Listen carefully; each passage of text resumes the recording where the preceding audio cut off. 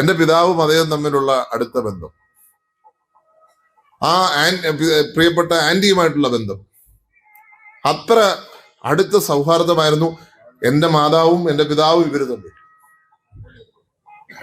പക്ഷേ നമുക്കൊരു ഇങ്ങനൊരു ശൈലി ഉണ്ടാകുമെന്ന് ഞാൻ ഒരിക്കലും പ്രതീക്ഷിച്ചു.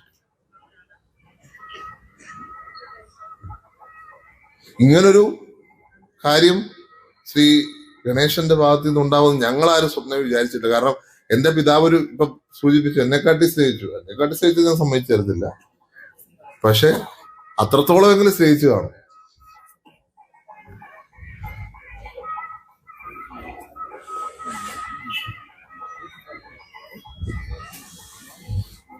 ഒമ്പത് വർഷക്കാലം ഇടതുപക്ഷത്തിന്റെ ക്രൂരമായ വിനോദം, ആ ക്രൂരമായ വിനോദമാണ് അദ്ദേഹത്തിന്റെ ആരോഗ്യം നശിപ്പിച്ചത്. എന്നിട്ട് ഇന്നും പറയുക ഞങ്ങൾക്കൊരു പങ്കുമില്ല, ഞങ്ങൾക്കൊരു ഉത്തരവാദിത്വമില്ല, ഞങ്ങൾ ഇതിനകത്ത് പങ്കാളിയല്ല എന്ന് പറഞ്ഞാൽ ആരെയാണ് കളിയാക്കുന്നത്? ആരെയാണ് വഞ്ചിക്കാൻ ശ്രമിക്കുന്നത്? നിങ്ങളുടെ ക്യാപ്സ്യൂളുകൾ എത്ര ഇറക്കിയാലും ശരി, കേരളത്തിലെ കൊച്ചുകുട്ടികൾക്ക് പോലും അറിയാം CPM ആണ് സോളാർ കേസിന്റെ പിന്നിൽ എന്നുള്ള കാര്യത്തിൽ യാതൊരു സംശയവുമില്ല. 18 പേജുള്ള കത്ത് എങ്ങനെ 21 പേജുള്ളതായത്? 24. എങ്ങനെയാണ് കൂടുതൽ പേരുകൾ എഴുതി ചേർത്തത്? ആരാണ് ചേർത്തത്? ആരാണ് എന്റെ പിതാവിന്റെ CD തപ്പി യാത്ര നടത്തിയത്? കോയമ്പത്തൂർ വരെ, കൊച്ചി മുതൽ കോയമ്പത്തൂർ വരെ CD യാത്ര നടത്തിയ ആളുകൾ. അതുകൊണ്ട് ഇന്ന് ഇത് കേരളത്തിലെ ജനങ്ങൾ തിരിച്ചറിയുന്നു എന്ന് കണ്ടിട്ട് അത് കോൺഗ്രസിന് തലയിൽ കെട്ടിവെക്കുവാനുള്ള ശ്രമം. അന്ന് CD തപ്പി നടന്നവര്, കൊച്ചി മുതലേ കോയമ്പത്തൂർ വരെ CD തപ്പി നടന്ന ആളുകള്, ഇന്ന് അതേ ആളുകള് ഒരു ഭ്രൂണം തപ്പി നടക്കുകയാണ്. പാലക്കാട് മുതൽ എവിടെ വരെ? കാനഡ വരെ, പാലക്കാട് മുതൽ ദുബൈ വരെ, പാലക്കാട് മുതൽ ഷാർജ വരെ ഭ്രൂണം തപ്പി നടക്കുകയാണ്. അന്ന് ആ മഹാമനുഷ്യനെ പിച്ചി ചീന്തിയതിനെ കൂട്ടിക്കൊടുത്തതിൻ്റെ മാമാ പണിയെടുത്തതിന്റെ പ്രത്യുപകാരമാണ് ഇന്ന് ഗണേശൻ എന്ന് പറയുന്ന നാണം കെട്ട നെറികെട്ട പൊളിറ്റിക്കൽ പിമ്പ് ഇന്ന് മന്ത്രി കസേരയിൽ ഇരിക്കുന്നത്. അല്ലേ? ഈ ഗണേശൻ ആരായി ഗണേശൻ എന്ന് യാമിനി തങ്കച്ചി തന്നെ നിങ്ങളോട് പറഞ്ഞതല്ലേ? ഞാൻ അതിനി വീണ്ടും കേൾപ്പിക്കണോ നിങ്ങളെ? ഒരു വട്ടം ഞാനത് കേൾപ്പിച്ചത് ആവർത്തിക്കുന്നില്ല. ഗണേശൻ പിച്ചി ചീന്തിയ എത്രയെത്ര സ്ത്രീകളാണ്. എന്തുകൊണ്ടാണ് ബാലകൃഷ്ണപിള്ള, ഗണേശന്റെ തന്ത, ആ ബാലകൃഷ്ണപിള്ള എന്തുകൊണ്ടാണ് സരിതാ നായർക്ക് ചെലവിന് കൊടുത്തത്? സരിതാ നായർ ജയിലിനകത്ത് കിടക്കുമ്പോ അഴിയെണ്ണുന്ന ദിവസങ്ങള്, മാസങ്ങള് ഈ ബാലകൃഷ്ണപിള്ള അന്ന് ജീവിച്ചിരിപ്പുണ്ട്. ആ ബാലകൃഷ്ണപിള്ള ചെലവിന് കൊടുക്കുകയായിരുന്നു സരിതക്കും, സരിതയുടെ കൊച്ചിനും, അമ്മക്കും, വീട്ടിലുള്ളവർക്കും. എന്തായിരുന്നു കാര്യം? ഒരു രക്തബന്ധമായിരുന്നു. എന്താണ് രക്തബന്ധം? ഗണേഷ് കുമാറിന്റെ ചോര ആ സരിതയുടെ വീട്ടിലുണ്ടായിരുന്നു. സരിതയിലൂടെ അവിഹിതമുണ്ടായി, വ്യഭിചാരത്തിൽ നിന്നും ഉണ്ടായ കുഞ്ഞ്, ഗണേശന്റെ കുഞ്ഞ്, ആ കുഞ്ഞ് സരിതയുടെ വീട്ടിലുണ്ടായിരുന്നു. ആ കുഞ്ഞ് പട്ടിണി കിടക്കരുത് എന്ന് ബാലകൃഷ്ണപിള്ള, രക്തബന്ധമാണല്ലോ. തന്ത ഗണേഷ് കുമാറിന് ആ വേദന ഉണ്ടാവില്ല. കാരണം എന്താ? വ്യഭിചാരമാണ്. പക്ഷേ തന്തയുടെ തന്തക്ക് എന്ന് പറഞ്ഞാൽ ബാലകൃഷ്ണപിള്ളക്ക് ആ വേദനയുണ്ടായി. തൻ്റെ ചോരയാണ് അവിടെ കിടക്കുന്നത്. സരിതയുടെ വീട്ടിലാണെങ്കിലും തൻ്റെ മകൻ അവിഹിതത്തിലൂടെ ഉണ്ടാക്കിയ എൻ്റെ സ്വന്തം ചോരയാണ് അവിടെ കിടക്കുന്നത് എന്ന് മനസ്സിലാക്കിയ ബാലകൃഷ്ണപിള്ള ചെലവിന് കൊടുത്തു. ആ ബാലകൃഷ്ണപിള്ളയെ ചവിട്ടി താഴ്ത്തിയിട്ടാണ് ഗണേശൻ ഉമ്മൻചാണ്ടിയെ വില പറഞ്ഞുറപ്പിച്ചത്. ഉമ്മൻചാണ്ടിയെ കൊത്തിക്കീറാൻ, ഉമ്മൻചാണ്ടിയെ വേട്ടയാടാൻ സഖാക്കളോടൊപ്പം, ക്രിമിനൽ ഗുണ്ടകളോടൊപ്പം നിന്നതിൻ്റെ ഫലമാണ് ഇന്ന് ഗണേശൻ മുഖ്യമന്ത്രി കസേരയിലിരിക്കുന്നത്. ആന്റണി രാജുവിനെ ചവിട്ടി പുറത്താക്കിയത് വെറുതെ ഒന്നല്ല. ആന്റണി രാജുവിനെ മന്ത്രിസ്ഥാനത്ത് നിന്ന് മാറ്റി ഗണേശനെ മന്ത്രിയാക്കിയത് പിണറായി വിജയൻ കേരളത്തിൻ്റെ മുഖ്യമന്ത്രിയാവാനുള്ള കാരണക്കാരൻ, അതിൻ്റെ പിന്നണിയിൽ പ്രവർത്തിച്ച കൂട്ടിക്കൊടുപ്പുകാരൻ ഈ പറയുന്ന ഗണേഷ് കുമാറായിരുന്നു. അല്ലേ? അതേ സഖാക്കള് ഇന്ന് ആ ഗണേശൻ അടങ്ങുന്ന സംഘം കൂട്ടിക്കൊടുപ്പുകാർ, അതിൽ ഗണേശനുണ്ട്, സരിനുണ്ട്, നികേഷ് കുമാറുണ്ട്, ഇങ്ങനെ പി ശശി മുതലുള്ള ആളുകളുണ്ട്. ഈ കൂട്ടിക്കൊടുപ്പുകാർ ഇന്നൊരു ഭ്രൂണം തപ്പി നടക്കുകയാണ്. പരാതിക്കാരി ഭ്രൂണം സൂക്ഷിച്ചു വെച്ചിട്ടുണ്ടെന്നാണ് പറയുന്നത്. ആ ഭ്രൂണം തപ്പി നടക്കുകയാണ്. ആ തപ്പി നടക്കുന്നത് എവിടെ വരെ പോകുന്നു? അന്ന് കോയമ്പത്തൂർ വരെയായിരുന്നു പോയതെങ്കിൽ ഇന്ന് കാനഡയിലേക്ക് പോകുന്നു, ഇന്ന് ദുബൈയിലേക്ക് പോകുന്നു. ദുബൈയിലുള്ള തൻ്റെ ഭാര്യയോട് പറഞ്ഞു ഏൽപ്പിച്ചിരിക്കുന്നത് മറ്റുള്ള ഒരു ജോലിയും ചെയ്യണ്ട, അവിടെ ഭ്രൂണം തപ്പണം. അതിനുള്ള ശമ്പളം AKG സെൻറ്ററിൽ നിന്ന് ലഭിക്കും. കറക്റ്റ് മാസാമാസം. ഏതുപോലെ ബീഹാറുകാരിക്ക് കോടികൾ കൊടുത്ത് സെറ്റിൽ ചെയ്തുപോലെ സരിൻ്റെ ഭാര്യക്കുള്ള ശമ്പളം ഇപ്പോൾ AKG സെൻറ്ററിൽ നിന്നാണ് പോകുന്നത്. സരിൻ്റെ ഭാര്യയ്ക്ക് എന്താണ് ജോലി വിദേശത്ത്? അത് ഭ്രൂണം തപ്പലാണ്. രാഹുൽ മാങ്കൂട്ടത്തിൻ്റെ ഭ്രൂണം തപ്പുക. ആ ഭ്രൂണവും തപ്പി ഇറങ്ങിയിരിക്കുകയാണ് സഖാക്കള്. ഓരോ തെരഞ്ഞെടുപ്പ് വരുമ്പോഴും ഇങ്ങനെ സ്ത്രീ വേണം, അവിഹിതങ്ങൾ വേണം, ഭ്രൂണങ്ങൾ വേണം, ഗർഭം വേണം, അവിഹിതങ്ങൾ വേണം, കൂടെ കിടക്കൽ വേണം, കിടന്ന് കൊടുക്കൽ വേണം, എല്ലാം വേണം എന്നുണ്ടെങ്കിൽ മാത്രമേ അധികാരത്തിലേക്ക് തിരിച്ചെത്താൻ സഖാക്കൾക്ക് സാധിക്കുകയുള്ളൂ. ഇതൊരു തിരിച്ചറിവാ. 10 കൊല്ലം ഉണ്ടാക്കിയിട്ട് എന്തുണ്ടായി എന്ന് ചോദിച്ചാൽ അടിമകളിരുന്ന് രാജാവിന് ഊമ്പിക്കൊടുത്തു ഈ 10 വർഷം. അതിനപ്പുറം എന്തുണ്ടായി എന്ന് ചോദിച്ചാൽ ഒന്നുമില്ല. അപ്പോൾ ഒരു തെരഞ്ഞെടുപ്പ് വരുമ്പോൾ അവിടെ ആയുധങ്ങൾ വേണം. ആ ആയുധമാണ് രാഹുൽ മാങ്കൂട്ടം.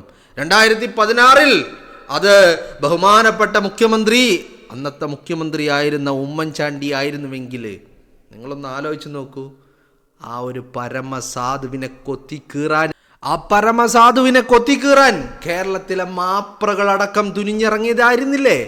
ഈ മാപ്രകളല്ലേ ആ പരമസാധുവിനെ വലിച്ചിഴച്ചി പച്ചയിറച്ചി കൊത്തി തിന്നത്? കഴുകക്കൂട്ടങ്ങളെ പോലെ അല്ല, ശവന്തീനികളായിട്ടുള്ള ഹൈനകളെ പോലെ, കഴുതപ്പുലികൾ എന്നൊക്കെ പറയുന്ന ശവന്തീനികളില്ലേ, ആ ശവന്തീനികളെപ്പോലെ ആ പരമസാധുവിനെ കൊത്തി വലിച്ചത് കേരളത്തിലെ ഈ തെമ്മാടി കൂട്ടങ്ങളായ വേശ്യകളായിട്ടുള്ള മാധ്യമങ്ങളായിരുന്നില്ലേ?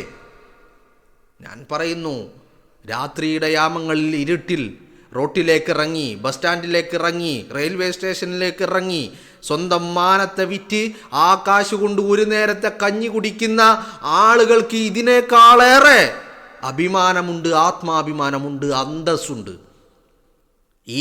ഈ കൂട്ടിക്കൊടുപ്പുകാർക്ക് അതുപോലുമില്ല.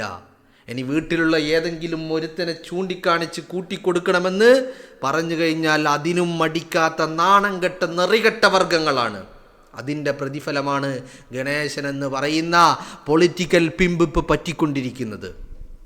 യാമിനി തങ്കച്ചി, ഗണേശൻ്റെ മുൻ ഭാര്യ, ആ യാമിനി തങ്കച്ചി പറഞ്ഞ കഥകളൊന്നും നമ്മളാരും മറന്നിട്ടില്ല. സരിത പറഞ്ഞ കഥകളൊന്നും നമ്മളാരും മറന്നിട്ടില്ല. സരിത ഫെന്നി ബാലകൃഷ്ണൻ്റെ കയ്യിൽ ജയിലിൽ നിന്ന് കൊടുത്തുവിട്ട കത്ത്, 18 പേജുള്ള കത്ത്, ജയിലിന് പുറത്തെത്തിയപ്പോൾ അത് 24 പേജായി. എങ്ങനെയത് സംഭവിച്ചു?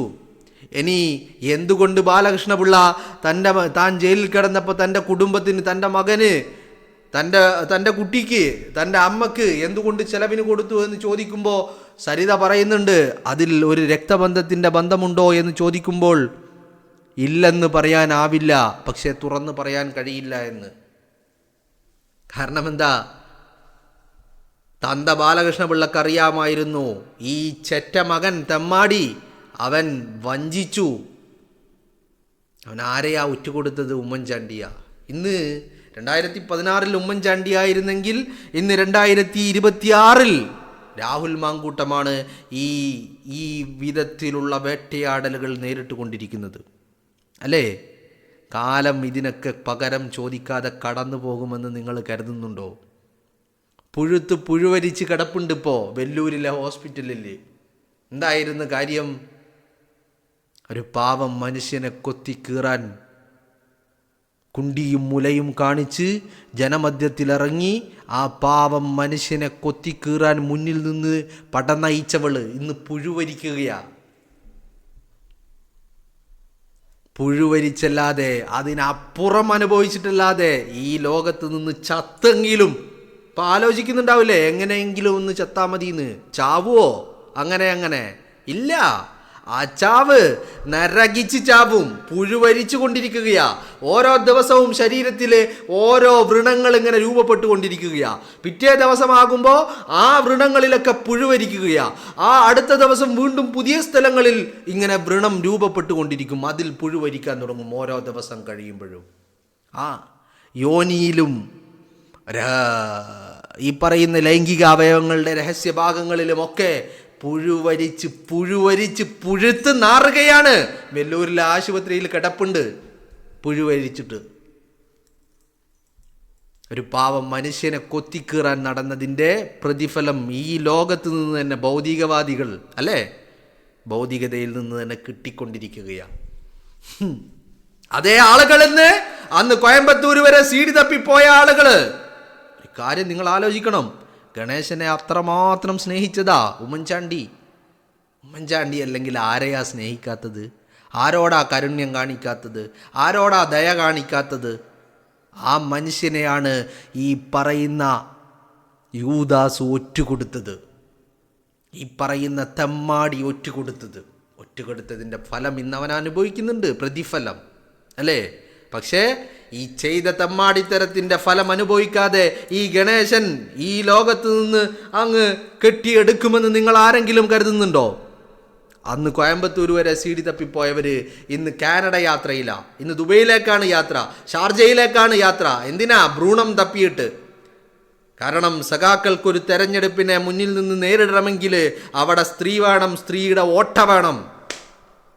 അവിഹിതങ്ങള്, ലൈംഗികത, വേശ്യവൃത്തി, വേശ്യത്തരം, കൂടക്കടക്കല്, കൂട്ടിക്കൊടുപ്പ്, ഗർഭം, ഗർഭചിത്രം, ഇങ്ങനെ പൈങ്കിളി കഥകളില്ലാതെ 10 വർഷം പിണറായി വിജയൻ ഭരിച്ചിട്ട് ഒരു തെരഞ്ഞെടുപ്പിൽ നേരിടാൻ, ഒരു തെരഞ്ഞെടുപ്പ് വരുമ്പോൾ മുന്നോട്ട് വെക്കാൻ ഒരു ചുക്കും കയ്യിലില്ലാതെ ഈ പറയുന്ന പൈങ്കിളി കിളി കഥകളെ മുന്നോട്ട് വെച്ചുകൊണ്ട് തെരഞ്ഞെടുപ്പിനെ നേരിടാമെന്നാണ് പിണറായി വിജയൻ കരുതുന്നത്. പിണറായി വിജയൻ അതിനുള്ള ബലം എന്താണ്, ആത്മവിശ്വാസം എന്താണ്? കാരണം 2016 എനിക്ക് ഉമ്മൻചാണ്ടിയെ വീഴ്ത്താൻ കഴിഞ്ഞു, പിന്നെയാണോ 2026 VD സതീശൻ എന്നാണ് പിണറായി വിജയൻ കരുതുന്നത്. പക്ഷേ ജനങ്ങൾക്ക് തിരിച്ചറിവുകൾ നൽകി എന്നുള്ളത് പിണറായി വിജയൻ മനസ്സിലാക്കുന്നില്ല, തിരിച്ചറിയുന്നില്ല എന്നുള്ളതാണ്.